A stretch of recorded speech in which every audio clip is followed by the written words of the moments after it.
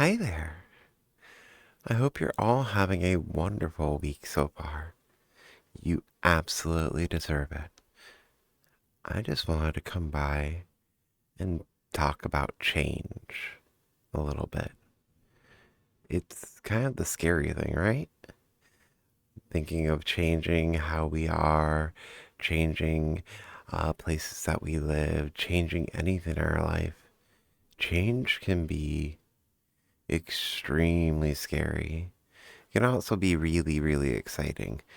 I feel like people go one way or another with it. People are just like either completely petrified by any sort of change or they get excited and embrace it. It's fascinating to me, honestly.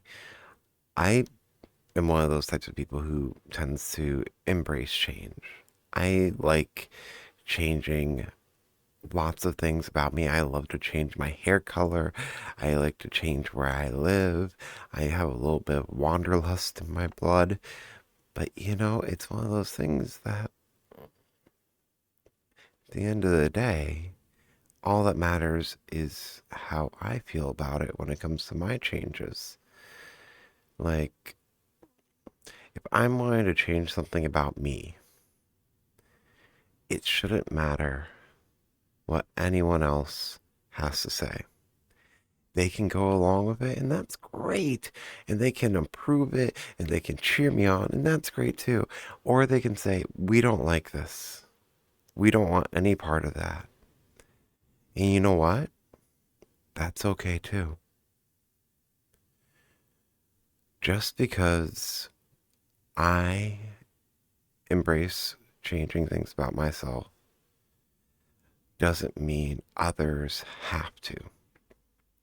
It's kind of one of those hard things to realize is that there are going to be people who decide that some changes are too much for them. And that's okay. It really, really is. But what matters is how you feel. Like, for example, let's say you get a new job, right? That's a change. You're really happy with this new position. It pays you more, gives you better hours.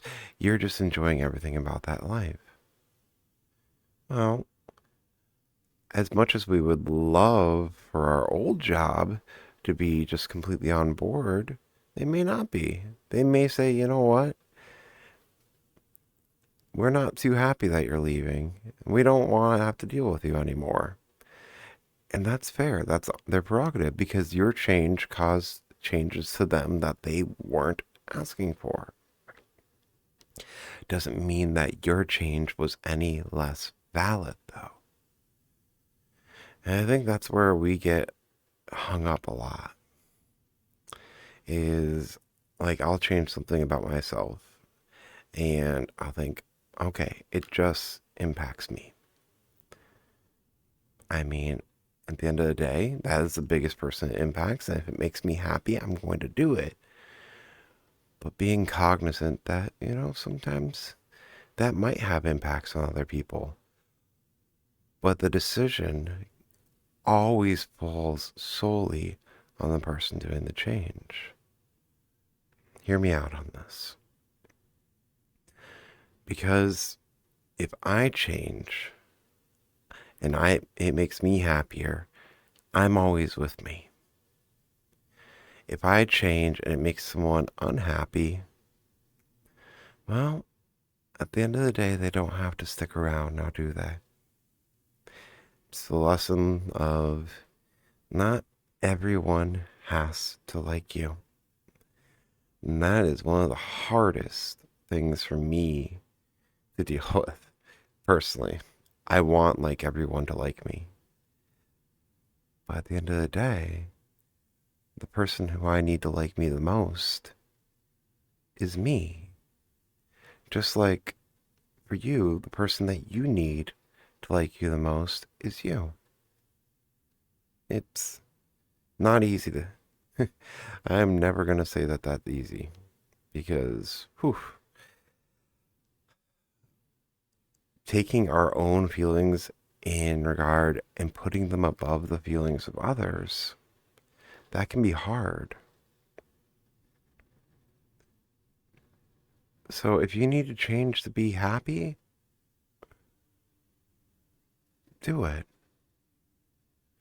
That makes you you. And to be fair, if people decide that they need to go and people decide that they don't want to be around you anymore because of the changes that you did, that's okay. Don't hold them ill will. They just didn't know the full you at that point. And maybe they'll come around later and be like, I was wrong. But even if they don't, if you're happy and you're feeling that love for you, it won't matter. It really won't. Because you need to love yourself as much as you try to love others in the world. That needs to come here first. I was actually telling my dad about this because my dad is very much a stickler in the idea of family first. And I'm like, okay, but what about you first? And he says, well, I just don't think that way. I'm like, all right, let's imagine that we all run on percentages, right? And by putting family first, you're running at 50%. You can't do anything more than 50%. He's like, okay, I get that. I'm like, all right, so that means you're only 50% capable of helping your family. Now, let's say you take care of yourself and you bump that up, you bump your battery up to 80% because you're doing self-care.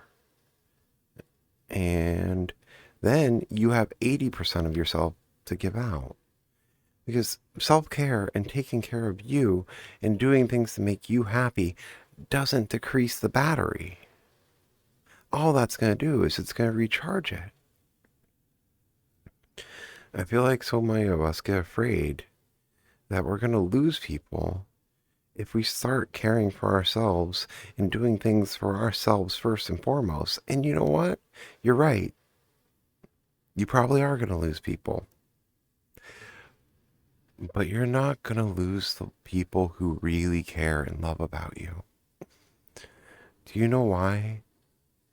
Because they want you to be the best you.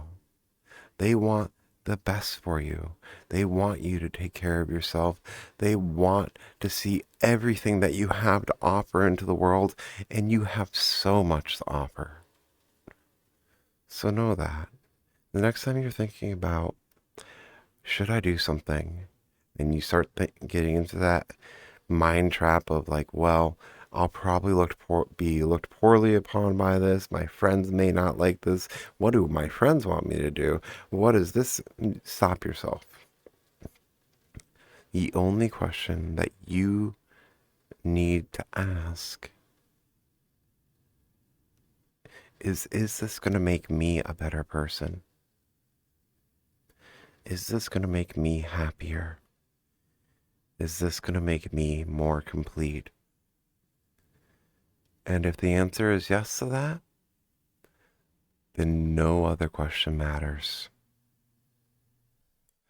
I hope you guys all have a great rest of your week. Love you.